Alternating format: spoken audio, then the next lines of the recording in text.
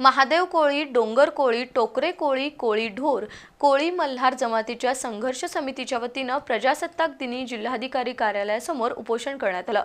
तर सिंधुदुर्ग जिल्ह्यातील कुडाळ तालुक्यातील नेरूर इथल्या कल्लेश्वर देवस्थान व्यवस्थापन उपसमितीच्या कारभाराविरोधातही आंदोलन झालं। 26 जानेवारी रोजी जिल्हाधिकारी कार्यालयासमोर आंदोलनं झाली।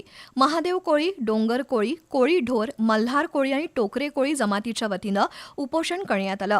राज्यातील काही जिल्ह्यातील कोळी समाजाला आदिवासी दाखले मिळतात, पण त्याचवेळी अन्य काही जिल्ह्यातील कोळी समाजाला हक्काच्या आरक्षणापासून वंचित ठेवलं जातंय। प्रत्येक गावात वेगळा न्याय आणि विस्तारित क्षेत्रातील आदिवासींना वेगळा न्याय लावणं घटनेच्या कलम 14च्या विरोधात आहे।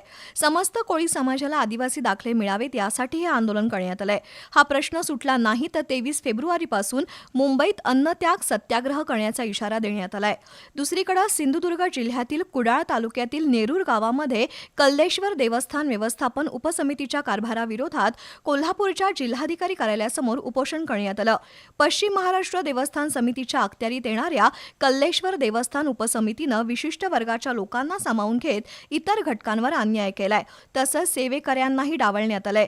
कल्लेश्वर देवस्थानच्या सभागृहाच्या बांधकामात आर्थिक गैरव्यवहार झालाय।